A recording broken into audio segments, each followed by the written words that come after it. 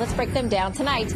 Democratic Congresswoman Alexandria Ocasio-Cortez facing allegations that could land her in serious legal trouble. Fox News caught up with her today and asked the Congresswoman about a complaint filed by a conservative watchdog that claims she and her chief of staff violated campaign finance laws. Do you have any comment on the FEC violation filed against your office? There is no violation, so there's no violation. Do you think that's a sign of you taking dark money? Oh, no. Okay, let's bring in the former chief counsel for the House Judiciary Committee, Julian Epstein, White House correspondent for the Daily Caller, Sagar Enjeti, and from the Heritage Foundation, Hans von Spakovsky. By the way, former member of the Federal Election Commission himself. So, Hans, I'll start with you. You've seen the filings. What do you make of the case so far? There are potential very serious violations here.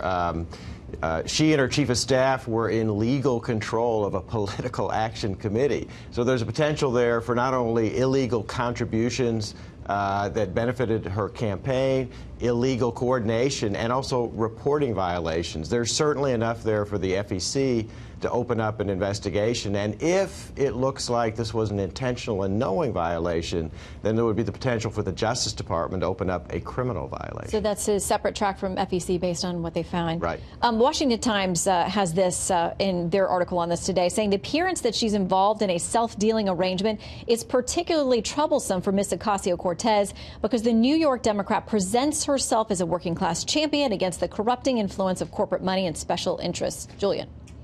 Look, the details of this are very, very sketchy at this point. There's 90% of the facts that we don't know and 10% that have been alleged.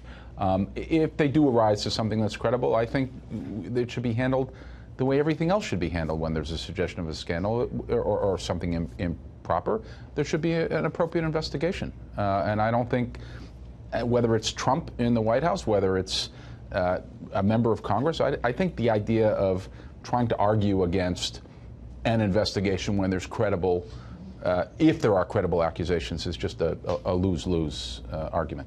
Tucker, how much of this do you think is inexperience versus she and her chief of staff being in cahoots and really trying to scam the system, knowing that everyone's going to be looking at them? Yeah, I spoke to a Republican close to the White House and talked about how they pointed out that inexperience could point to both this and the campaign finance violation, alleged campaign finance violation that the Congresswoman was grilling Michael Cohen about, with the allegation of campaign finance violations with regard to the president. And so they said in both cases it's clear that these things could both be a matter of inexperience, it could be a matter of just ineptitude, but that because of our political system that both have become high-profile cases, and now she's also in hot water for something similar very much herself. There's one thing that Hans and I probably agree on, Hans being a former commissioner, which is what is and is not a campaign violation, finance violation, is notoriously vague, poorly defined in the statute, sometimes defined by the FEC regulations, and probably unconstitutional for vagueness in many cases. I'm one of the few Democrats who argue, and I get a lot of guff from this, that Michael Cohen probably would have never been convicted by a jury. A lot of people because the law is just that ambiguous on hush money. Yeah, and I get and a there lot have of been guff cases from the left on that show that are just a mess, and it's something that needs more clarity. We are long overdue for a clarification in statute about what is and what is not a campaign finance. Okay, I'm sure the Congresswoman doesn't want to be the subject of that case. Okay, the president now pushing back as he says that this is a disgrace, this is a massive fishing expedition going after him, his businesses, his family. But Congressman Ted Lieu, Democrat, tweeting this: the fact that our investigation is wide-ranging doesn't mean it's a fishing expedition. It means there are lots of potential fish to catch. Hans, a lot of people are calling this the pre-impeachment phase. What do you make of it? Look, Congress does have a lot of authority through oversight to do investigations, but that's usually related to how the executive branch is operating under the money that's been appropriated for it. And also, if new legislation is needed. I haven't seen any of that here, and I haven't seen any specific evidence of actual violations of the law, which is usually a basis before you start an investigation. I have to say, Adam Schiff seems to be copying Joseph McCarthy in wanting to open up investigations when they don't actually have any evidence of any wrongdoing. Well, he says they do, and he has a gut feeling about it, and they keep saying, well, we need more facts, but they are making plenty of allegations in the meantime. Stephen Collinson, an analyst, has said this: it's basic politics for Democrats not to call their investigations an impeachment drive right now. To do so would hand the GOP a gift, as it claims the fix is already in, Sagar. Yeah, and you have several congressmen who have already come out and said that they believe that the president has obstructed for justice. Those are the pre-statements prior to the issuance of this. It's interesting when what Kristen was talking about earlier with the president's strategy towards this. He was citing President Obama's executive privilege. That was something that did not work out for President Obama when he cited executive privilege when it came to the Fast and Furious case. So it's setting down for a big showdown with the White House. Well, and Brit Hume tweeted this today about all these requests. He says Special Counsel Mueller has had investigative resources that go far beyond what is available to a congressional committee. If Mueller finds no collusion, is it likely Schiff and his new lawyer will be able to, Julian?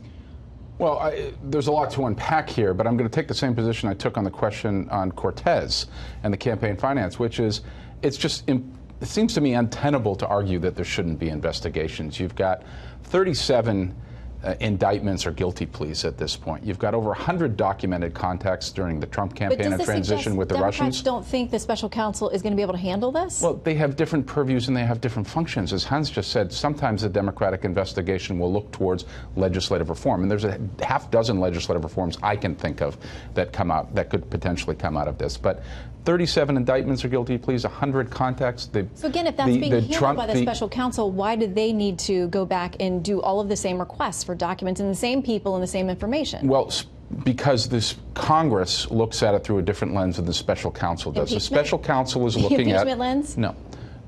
Not necessarily. The special counsel is looking at whether to prosecute or not prosecute. Period. End of case. It could make a recommendation on impeachment. Congress can be looking at impeachment. I don't think the impeachment case has yet been made. It might be made. We have to wait and see what the facts show.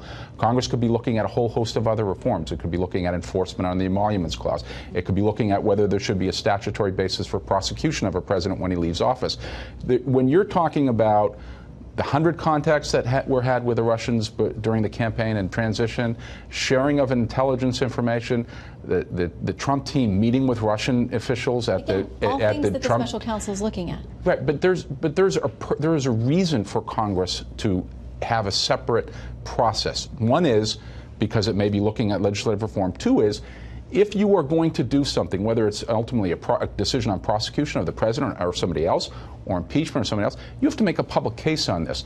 Yeah. The Federalist Papers 65 were very, very instructive on the question. Yeah. Very, very instructive on the question on impeachment. It was that it is a political question. You have to make a political case to the body politic and to the public. And we've heard a number of Democrats, including the House Judiciary Chair, but Mueller doesn't do that. saying, well, I'm making a public record now because I have to convince the American people before we go for impeachment. We've got to leave it there. And there's a lot to be said for that. Okay. All right.